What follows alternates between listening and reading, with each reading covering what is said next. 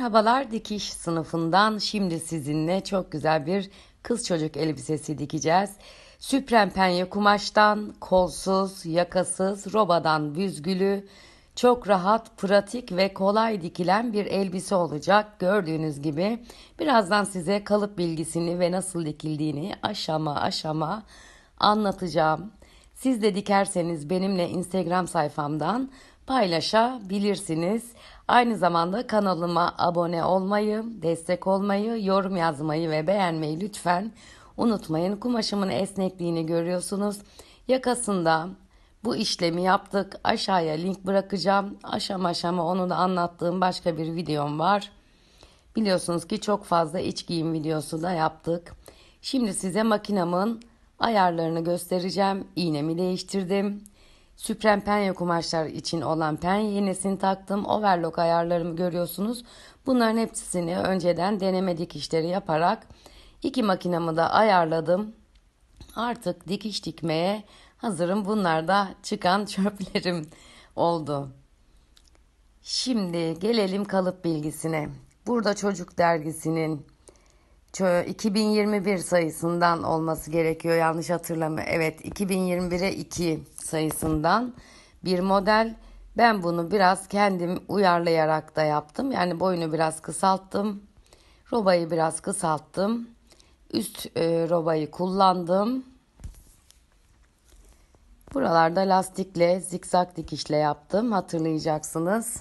Bir iki video öncesinde atlet dikimi videosu vardı ve ayrıntılı şekilde nasıl yapıldığını anlatmıştım. Biraz kalıbımızdan söz etmek istiyorum. 3 parçalı ve uzun kollu bir kalıp aslında. Ben kolu iptal ettim ve ön ve arkayı arka ortasında kumaş katı olacak şekilde bu elbiseden dönüştürdüm ya da modelledim diyelim. Aslında çok fazla da bir değişiklik yapmadım. Burada da farklı bir kumaşta bluzu yapılmış, görüyorsunuz. 104 ile 146 beden arasında. Siz ekranı durdurarak yazıları okuyabilirsiniz. Ben okuduğumda çok uzun sürüyor videolar ve sıkıcı olabiliyor. Burada açıklamalar kısmını çektim sizler için. Bakabilirsiniz. Passal planı var. Ben de anlatacağım nasıl kumaş yerleştirdiğimizi. Kaçar adet keseceğimiz ve büzgülü parçanın ölçüleri burada mevcut. Burada çocuk dergilerindeki modeller çok güzel oluyor hanımlar. Bu sayfalarda da nasıl dikileceği ve dikim aşamaları var. Ama ben zaten size anlattım bunları, biliyorsunuz. Evet, burada çocuk sayımızın güzel bir elbisesiyle şimdi burada bir şey daha söylemek istiyorum. Bakınız, her dergide çocuk bedenleriyle ilgili sayılar ve numaralar vardır. Buradan kendi çocuğunuzun bedenini rahatlıkla bulabilirsiniz. Bu sayfalardaki açıklamaları mutlaka ama mutlaka okumanız gerekiyor. Nasıl ölçü alınacağı da verilmiş. Çocuk bedenleri yetişkin bedenlerinden farklıdır çünkü. Bayağı bir gene uzun bir açılış konuşması yaptıktan sonra artık kalıplarımı çıkarıp dikime başlayabiliriz. Tekrar gösteriyorum, 2021 Şubat sayısı. Bu şekilde kalıpları çıkarttım. Lütfen üzerindeki işaretlere, sayılara, yazılara dikkat edin ben keserken kalıbımı. Kaç beden olduğu, model sayısı, kol işaretleri, düğme işaretleri mutlaka ama mutlaka alınması gerekiyor. Kalıp dergileri, oynatma listelerimde de bunlardan ayrıntılı olarak bahsediyorum. Yeni gelenler için tavsiye olsun. Oynatma listelerime de bakabilirsiniz. Kalıplarımı hazır ettikten sonra kolu bir kenara ayırıyorum. Dünya bu arada benim yeğenimin ismi. Yeğenime dikiyorum ben bu elbiseyi. Yeni karne aldılar. Henüz kreşe gidiyor daha. 4 yaşında. Ama ona çok yakışacağını düşünüyorum. Yazlık ve salaş olmasını istediğim için de bir yaş büyük dikiyorum. Elbiseyi 5 yaş üzerinden dikeceğim. Kapanma payını iptal edeceğim. Arka ortasını kumaş katına getireceğim. Şimdi de kumaşımı kesime hazırlayacağım. Kumaşım süpren penye kumaş. Yaklaşık olarak 40 santimlik bir parçayı kumaşımdan çekip çıkarıyorum. Kenarlarını düzelteceğim ve ön arka ortalarını kumaş katına getirecek şekilde kalıplarımı yerleştireceğim. Ölçümlerimi yapacağım her zamanki gibi düzgünce keseceğim. Kalan parçayla da alt büzgü parçasını vermeyi düşünüyorum. O yüzden öyle bir bütün parça çıkardım. Omuzları birleştireceğim. Bakınız burada alt parçada 85'e 37 ölçüleriyle yaptım. Kumaşım o kadar veriyordu. Yani çok kumaşım vardı ama ben idareli kullanmak istiyorum. Kumaşın kalanından başka şeyler de yapacağım. Bu arada konuşurken nasıl birleştireceğimizi anlatmayı neredeyse unutuyordum.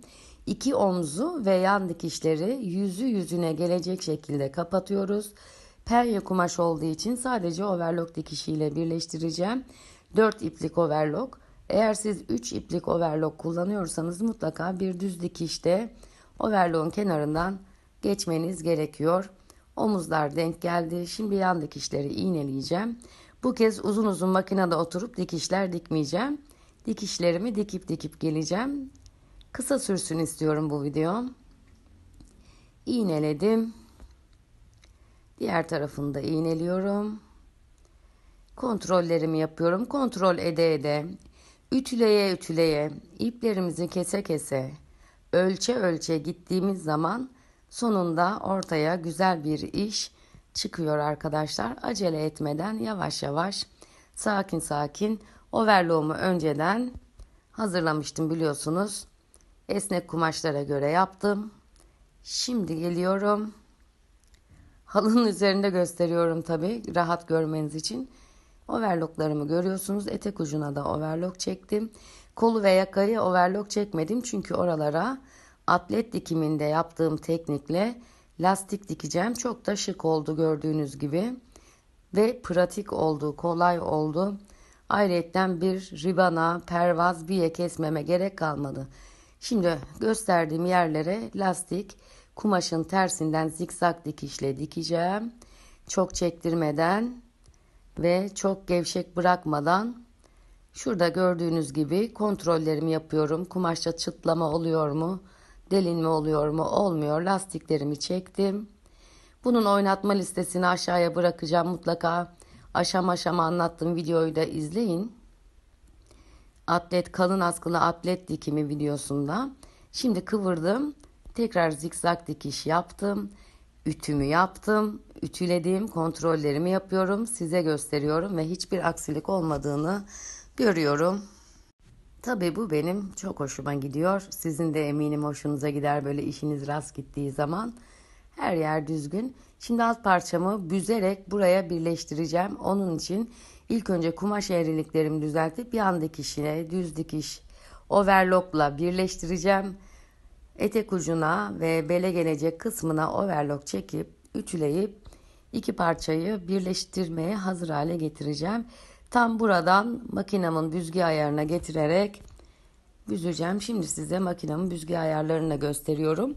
Sizinkiler farklı olabilir. Her kumaşın, her esnekliğin ayrı bir büzgü ayarı vardır. Aynı zamanda büzgü ayağıyla da yapabilirsiniz ama olmayanları göz önünde bulundurarak ben size düz dikişle büzgü almayı öğrettim. Zaman ipleri kesmenizi söylediğimden şimdi büzgüde kesmiyoruz ve sağlamlaştırmıyoruz. Uzun bırakıyoruz. Çünkü biz bu ipleri çekerek şimdi gördüğünüz gibi kumaşımızı büzeceğiz. Büzgü ayağıyla da yapabilirsiniz söylediğim gibi. Büzgüyü eşit dağıttıktan sonra alt parçayla üst parçayı birleştirmeye geldi sıra. Şimdi o kısmı biraz hızlı çektim sıkılmamanız için ama gene yüzü yüzüne getirip kumaşı bakın ikiye böldüm. İşaret aldım. İki yan dikişe gelecek gibi onları birleştirdim. Arka ortasına da denk getirebilirsiniz. Ben yan dikişe getirdim. Yüzü yüzüne getirdim. Düzgünce iki yanını ilk önce iğneliyorum. Yan dikiş ve işaret koyduğum yeri yan dikişlere denk getiriyorum. Gene lastik taktığımız gibi 1/4'lerini yani tam ortasını bularak iğneliyorum. Diğer ortasını iğneliyorum ve diğer taraflarını bu kez eşit dağıtıyorum. Buraya bir düz dikiş dikeceğim. Dikişle birleştirdikten sonra ütüsünü yapacağım. Yüzünden tersinden kontrollerimi yapacağım.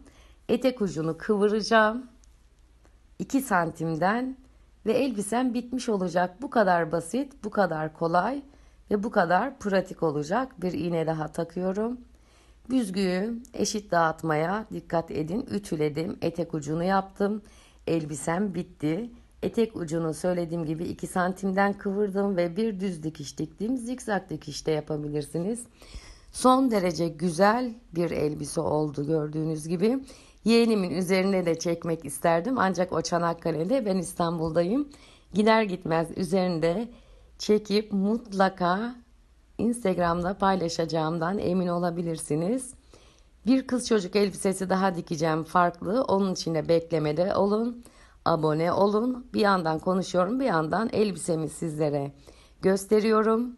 Umarım beğenmişsinizdir. Umarım dikersiniz. Sevgiler dikiş sınıfından.